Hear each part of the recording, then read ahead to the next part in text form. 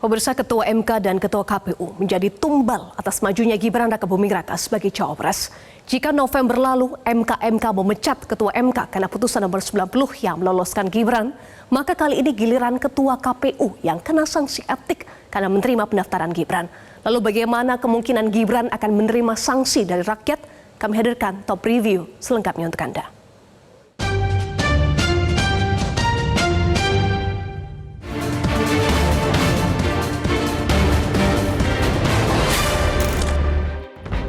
Hari Senin, Dewan Kehormatan Penyelenggara Pemilu DKPP menggelar sidang pembacaan putusan 4 perkara dugaan pelanggaran Kode Etik Pemilu atau KEPP atas terlapor Ketua Komisi Pemilihan Umum Hasyim Asy'ari dan anggota KPU lainnya dalam kasus pendaftaran Gibran Rakabuming Raka sebagai calon wakil presiden.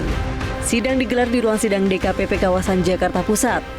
Dalam putusannya, Dewan Kehormatan Penyelenggara Pemilu menjatuhkan sanksi peringatan keras terakhir kepada Ketua KPU Hasyim Asy'ari dan anggota KPU lainnya karena melanggar kode etik terkait proses pendaftaran Gibran sebagai calon wakil presiden. Putusan disampaikan Ketua DKPP Hedi Lugito. Berdasarkan pertimbangan dan kesimpulan tersebut di atas, memutuskan mengabulkan pengaduan para pengadu untuk sebagian. 2. Menjatuhkan sanksi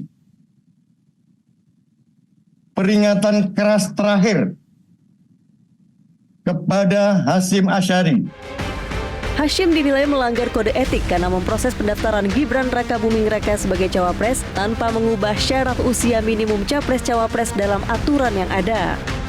Jadi dalam pertimbangan DKPP, KPU seharusnya segera melakukan konsultasi dengan DPR dan pemerintah setelah MK mengeluarkan putusan pada tanggal ini. Kita simak di sini awalnya pemirsa ya. Jadi 16 ini adalah keputusannya. Faktanya KPU baru mengajukan konsultasi kepada DPR pada 23 Oktober 2023 atau 7 hari setelah putusan MK diucapkan. Dalih dari KPU, mereka bilangnya adalah alasan terlambat ini karena DPR sedang masa reses. Tapi alasan ini ditolak DKPP karena menurut DKPP meski dalam masa reses tetap bisa dilakukan rapat dengar pendapat yang ada aturannya pasal 254 ayat 4 dan juga ayat 7 peraturan DPR tentang tata tertib. Kemudian di 25 Oktober pemirsa di tanggal ini, jadi urutannya begini ya pemirsa ya. Di sini dengan kondisi KPU belum membuat aturan baru setelah putusan MK, KPU justru menerima berkas pendaftaran pencalonan Gibran. Berarti pada saat mendaftar, aturan yang berlaku ini masih pakai aturan usia calon pendaftar 40 tahun, sedangkan Gibran 36 tahun. Dan baru melakukan revisi persyaratan capres-cawapres dengan PKPU nomor 19 di tanggal 3-nya. Inilah yang kemudian KPU dilaporkan ke Dewan Etik dan juga hasilnya KPU melanggar. Merespons putusan sidang DKPP, Ketua KPU Hasyim Asy'ari tidak banyak berkomentar. Hasyim menyebut sudah menjalani sidang dengan DKPP sesuai dengan prosedur yang berlaku dan menghormati setiap putusan sidang DKPP. Saya tidak akan mengomentari putusan DKPP. Ketika dipanggil sidang kami juga sudah hadir memberikan jawaban, memberikan keterangan, alat bukti dan argumentasi. Jadi apapun putusannya ya sebagai pihak teradu kami tidak akan komentar terhadap putusan tersebut. Sementara itu, calon wakil presiden nomor urut 2 Gibran Rakabuming Raka ketika diminta tanggapan soal putusan DKPP, ia hanya berujar singkat akan ditindaklanjuti. Tidak dijelaskan apanya yang ditindaklanjuti. Yang DKPP, yang DKPP, gimana tanggapannya Pak? Kami tindaklanjuti seperti apa Pak? Putusan DKPP ini menambah daftar pelanggaran etik pimpinan lembaga negara terkait majunya Gibran Rakabuming Raka sebagai calon wakil presiden.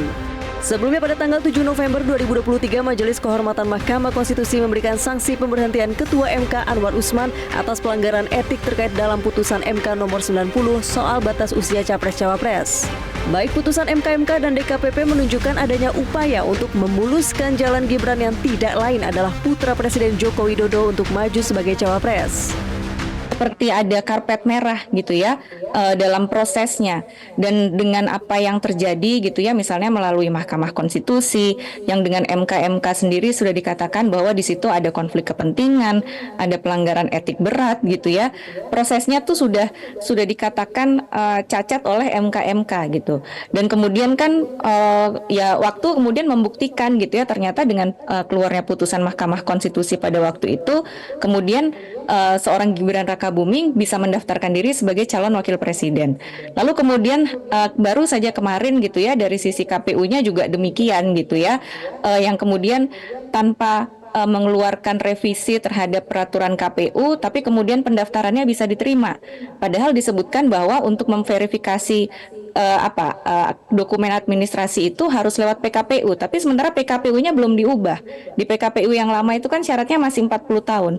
Nah, sementara ini ada yang belum 40 tahun mendaftar, tapi pendaftarannya diterima tanpa mengubah itu gitu. Pengamat politik Rocky Gerung melihat muara dari pelanggaran Ketua MK dan Ketua KPU ada di Presiden Joko Widodo.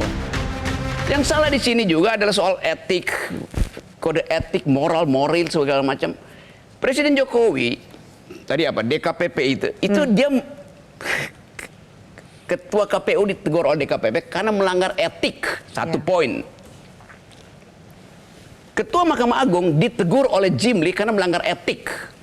Itu tidak setara etik di situ. Ketua MK maksudnya? Ketua MK itu. Teguran DKPP terhadap Ketua KPU itu dia melanggar etik karena prosedurnya tidak dia lakukan. Padahal ada prosedur itu tuh. Teguran Jimli pada Ketua MK itu teguran etis karena di situ dia menyodorkan kepalanya itu untuk diatur oleh Presiden Jokowi. Jadi pelanggaran etik di dalam kasus Mahkamah Agung itu lebih tinggi status nobility-nya daripada di KPK. Putusan MK dan putusan KPU yang meloloskan Gibran Rakabuming Raka sebagai cawapres memang tidak berubah.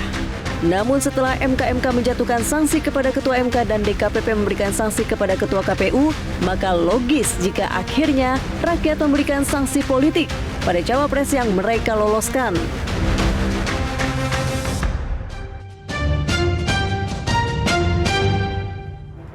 Jelajahi cara baru mendapatkan informasi. Download Metro TV Extend sekarang.